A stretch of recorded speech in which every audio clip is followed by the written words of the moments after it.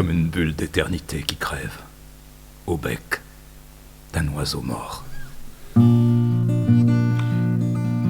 Il y a ceux qui vont au bout du monde pour se voir, entre quatre horizons, ceux qui dérivent au loin pour se garder un espoir de retour, et ceux qui partent au bas de l'air pour partir.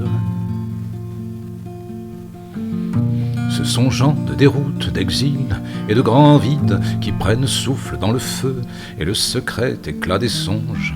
À distance, ils se tiennent proches d'un nuage en cavale, d'une source perdue dans les yeux d'une fille, ou du silence qui suit le rire trop vaste d'une tragédie sans objet. L'infini scintille à leur cou, écharpe d'herbe et de chimères, pour ne pas dire de néant et de nuit. Ils ont depuis l'enfance le goût des saisons violentes, des fruits qui agacent les dents, des métaphores qui montent à la tête, prenant sans cesse les devants et improvisant à tombeau ouvert. Sous leurs pas, la terre comme un gouffre, une étreinte, une blessure qui jubile de n'être ni refuge ni repos. La terre comme un boulet de granit, bille de bois, globe de cendre, sphère de froid, boule de lave. La terre comme une marraine sans recours, comme une marée sans rivage,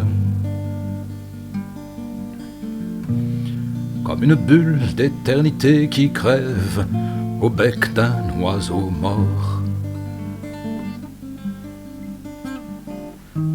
Le chant du monde écoute la poussière qui va, et tous ceux qui s'enivrent d'un destin de schiste et de mica,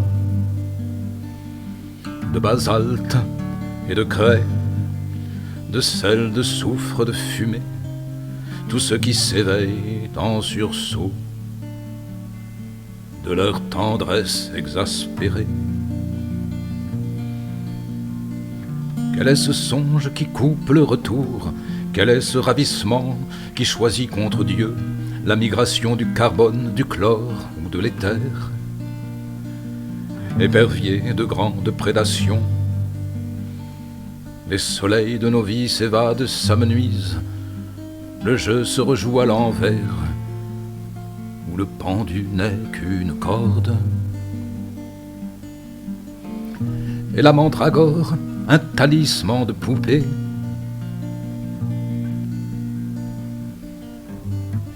sage déchu prophète qui n'est digne, celui qui nous voit ne peut croire que nous ne sommes point là, campés bon pied dans l'histoire.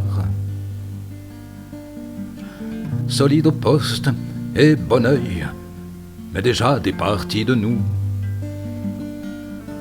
déjà dénoués des autres, déjà plus qu'à peine effacés. Prince déchu, mendiant qui n'est digne, le premier pas n'a pas été, et le dernier n'existe pas plus que le soi-disant bout du monde. Le voyage qui nous a traversés compose, conjugue et décompose les temps de ce futur passé qui veille à l'insomnie des choses.